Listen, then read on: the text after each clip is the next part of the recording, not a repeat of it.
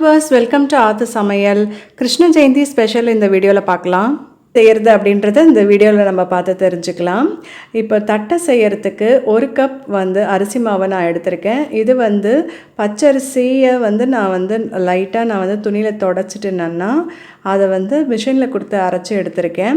இப்போது நீங்கள் ஸ்டோர் பாட் ரைஸில் வச்சு கூட நீங்கள் ரைஸ் ஃப்ளோர் வச்சு கூட நீங்கள் பண்ணலாம். கடையில் வாங்குகிற அரிசி மாவை வச்சு அதில் கொஞ்சமாக பொட்டுக்கடலை போட்டு நான் பண்ண போகிறேன். நீங்கள் இன்னொரு ஆப்ஷன் கடலைப்பருப்பு ஒரு 1 ஹவர்னால் ஊற போட்டுக்கோங்க. அப்புறம் 1 டேபிள் ஸ்பூன் பட்டர், உருக்கின பட்டர் நான் போட போகிறேன். அப்புறம் எண்ணெயில் நம்ம பொரித்து நம்ம எடுக்க போகிறோம். கொஞ்சமாக 2 ஸ்பூன், 1 கப் அரிசி மாவுக்கு 2 ஸ்பூன் உளுத்த மாவு சேர்த்தா போதும். அது நல்லா பொன்னிறமாக நீங்கள் வறுத்து எடுத்து அதுக்கப்புறம் ஆற வச்சு அதை நல்லா மிக்சியில் பொடிச்சு சலிச்சிட்டு நீங்கள் சேர்த்துக்கணும். இந்த ப்ராசஸ் நீங்கள் வீட்லேயே நீங்கள் செய்யலாம். ஏன்னா கடையில் நீங்கள் அரிசி மாவு வாங்கினீங்கன்னா அதனால் நான் இப்படி ஒரு ப்ரிப்ரேஷன் உங்களுக்கு நான் செஞ்சு காமிக்கிறேன். மிஷினில் கொடுத்து அரைக்க முடியாதவங்க நிறைய பேர் இருப்பாங்க இல்லையா? ஸோ அவங்களுக்காக இந்த ஆப்ஷன் சொல்கிறேன். இப்போது நம்ம அரிசி மாவை கண்டிப்பாக கொஞ்சம் நல்லா வறுத்து நம்ம எடுத்துக்கணும்.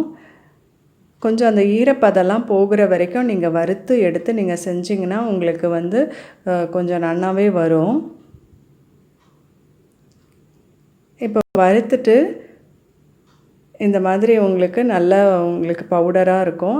அதுக்கப்புறம் நீங்கள் உளுத்த மாவு நீங்கள் சேர்த்துக்கலாம். இதில் கொஞ்சமாக நான் எள்ளும் நான் போட போகிறேன், வெள்ளை எள்ளு டேஸ்ட்டுக்கு. இப்போ இது 2 ஸ்பூன் நான் போட போகிறேன். இப்போ நான் சின்ன ஸ்பூன் போட்டதுனால அது கொஞ்சம் அதில் நல்லா தாராளமாக கொஞ்சம் போடுறேன் நான்.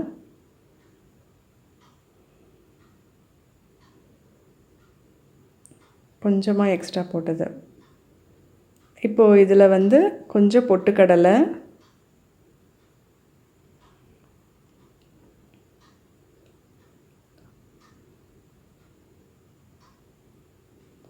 கொஞ்சமாக எள்ளு சேர்க்குறேன், வெள்ளை எள்ளு சேர்க்குறேன்.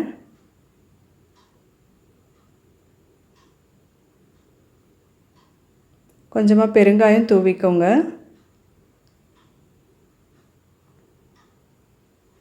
அப்புறம் 1 ஸ்பூன் காரத்துக்கு மிளகாய் தூள் நான் சேர்க்குறேன். அதுக்கப்புறம் உப்பும் சேர்த்துடுறேன். இன்க்ரீடியன்ட்ஸ் என்னென்னலாம் சேர்க்குறேன் அப்படின்றத டிஸ்கிரிப்ஷன் பாக்ஸில் கொடுக்குறேன். அப்படி இல்லைனா உங்களுக்கு ஃபஸ்ட்டு இருக்கும், அதை நீங்கள் போய் பார்த்துக்கோங்க. 1 டேபிள் ஸ்பூன் நான் வெண்ணெய், உருக்கின வெண்ணெய் நான் விடுறேன். இப்போ இதை நல்லா நீங்கள் பிசைஞ்சு எடுத்துக்கோங்க. சப்பாத்தி மாவு பதத்துக்கு நல்லா நீங்கள் தண்ணி விட்டு நிறைய தண்ணி விட்டுடாதீங்க, கொஞ்சம் கொஞ்சமாக தண்ணி விட்டு நல்லா பிசைஞ்சு எடுத்துக்கணும். முறுக்கு மாவுக்கு நீங்கள் பிசைவீங்கள்ல அந்த மாதிரி பிசைஞ்சு எடுத்துக்கோங்க. சைமல்டேனியஸாக எண்ணெயும் நீங்கள் இந்த மாதிரி எண்ணெயை காய வச்சுட்டிங்கன்னா இப்போது நம்ம இட்டு எடுக்கிறதுக்கு கரெக்டாக இருக்கும். இப்போ இந்த மாதிரி சின்ன சின்னதாக தட்டையாக நீங்கள் செஞ்சு வச்சுட்டு இந்த மாதிரி வாழை இலை இருந்தாலும் பரவாயில்ல. அப்படி இல்லைன்னா இப்போ எனக்கு இந்த கவர் தான் கிடச்சிருந்தது, அதனால் உங்களுக்கு கவரில் போட்டு காமிக்கிறேன். இப்போ எண்ணெயை நல்லா அப்ளை பண்ணிவிட்டு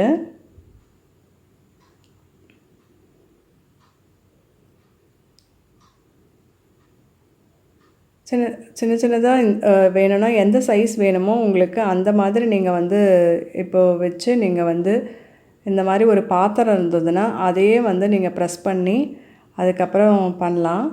இப்போ இது ப்ரெஸ் பண்ணுறச்ச உங்களுக்கு லைட்டாக நடுவுலலாம் வேகணும் அப்படின்னா நீங்கள் ஃபோக்கு இருக்குது பார்த்தீங்களா, அதில் சின்னதாக 2 தடவை நீங்கள் ப்ரெஸ் பண்ணிவிட்டு அதுக்கப்புறம் நீங்கள் போடுங்க. நடுவுலலாம் உங்களுக்கு இந்த அளவுக்கு எதுவும் ஒரு மாதிரி ஹார்டாக வராமல் உங்களுக்கு நன்னா வரும். உங்களுக்கு இந்த டிப் நீங்கள் ஃபாலோ பண்ணுங்கள்.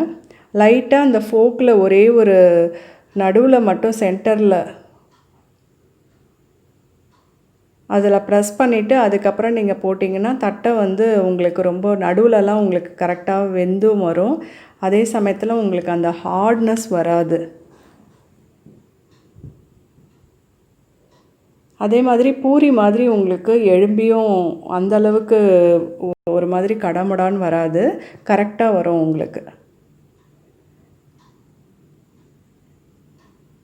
இப்போ பாருங்கள், இப்போ நடுவில் வந்து அந்த இது நீங்கள் ப்ரெஸ் பண்ணலைன்னா இந்த மாதிரி உங்களுக்கு ஓரத்துலலாம் வெந்துடும், நடுவில் உங்களுக்கு வேகாது.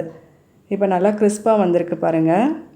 நீங்கள் அந்த ஃபோக் வச்சு ஒரே நடுவில் மட்டும் அந்த ப்ரெஸ் பண்ணி நீங்கள் எடுங்க.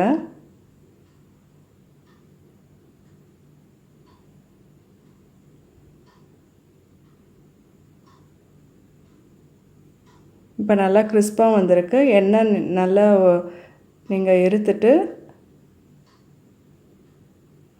பட்சணத்துக்கு நீங்கள் வந்து எடுத்துக்கலாம். அந்த ஒரே ஒரு டிப் மட்டும் நீங்கள் ஃபாலோ பண்ணுங்கள். மாவையும் நல்லா வறுத்துருங்க. நெக்ஸ்ட் வீடியோவில் சந்திக்கிறேன். ஹாப்பி கிருஷ்ண ஜெயந்தி.